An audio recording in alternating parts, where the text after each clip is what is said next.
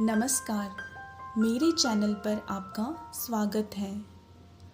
दोस्तों, ईश्वर जो भी करते हैं हमारे अच्छे के लिए ही करते हैं। मनुष्य जीवन में कई प्रकार के कष्ट, पीड़ा, संघर्ष और कठिनाइयाँ आती रहती हैं।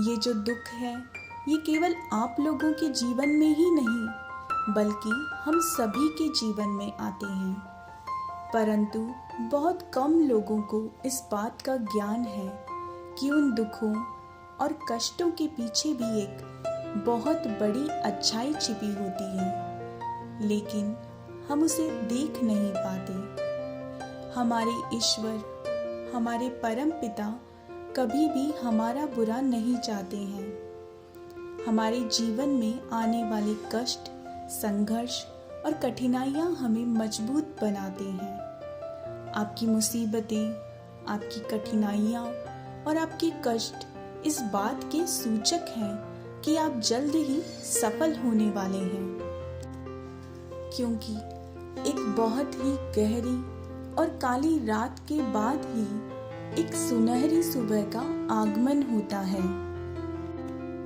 बस आवश्यकता है तो थोड़ी सी हिम्मत की, आपके सकारात्मक होने की और साथ ही ईश्वर पे भरोसा रखने की, क्योंकि ईश्वर जो भी करते हैं हमारे अच्छे के लिए ही करते हैं। इसी से संबंधित एक कथा सुनते हैं।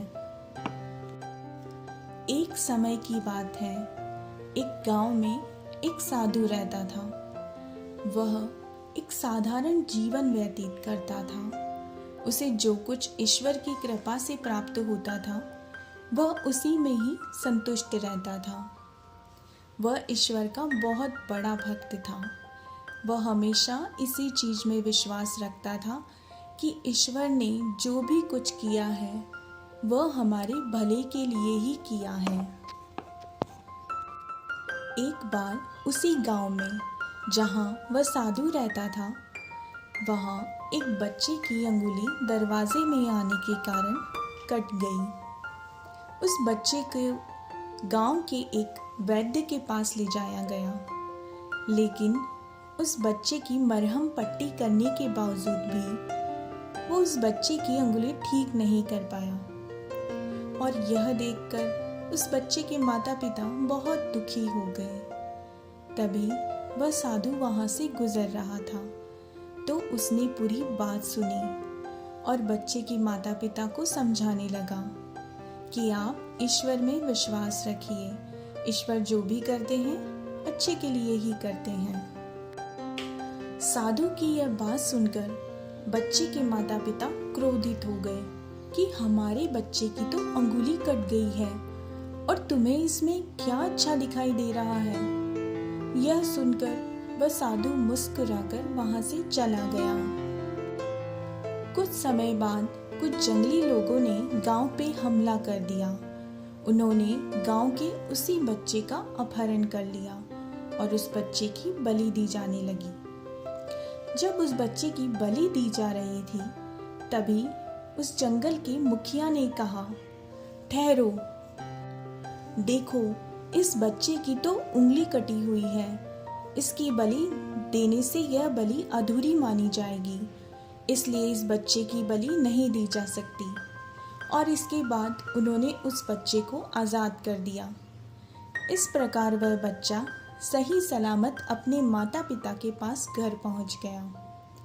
यदि उस बच्चे की उंगली ना कटी होती तो उस बच्चे की बलि दी जा चुकी होती। इस प्रकार साधु की यह बात सच साबित हुई कि ईश्वर जो भी करते हैं हमारे अच्छे के लिए ही करते हैं। मनुष्य को किसी भी परिस्थिति में परमात्मा को नहीं भूलना चाहिए। ईश्वर का हर हाल में धन्यवाद अदा करना चाहिए। किसी के साथ यदि कुछ बुरा हुआ है तो समझना चाहिए कि इसमें भी परमात्मा की कुछ मर्जी होगी, जैसा कि उस बच्चे के साथ हुआ। इसलिए जीवन में जब भी बुरा वक्त आए ये याद रखना चाहिए कि भगवान जो करता है अच्छा ही करता है। दोस्तों, मुश्किलें और कठिनाइयाँ तो हम सभी के जीवन में आती रहती हैं, लेकिन हमें हर परिस्थिति में ईश्वर को याद रखना चाहिए और उनका धन्यवाद करना चाहिए, क्योंकि दुख के बाद में सुख अवश्य आता है। धन्यवाद दोस्तों। अगर आपको ये वीडियो पसंद आया हो तो प्लीज़ इसे लाइक और शेयर कीजिएगा और मेरे चैनल को सब्सक्राइब कीजिएगा। धन्यवाद।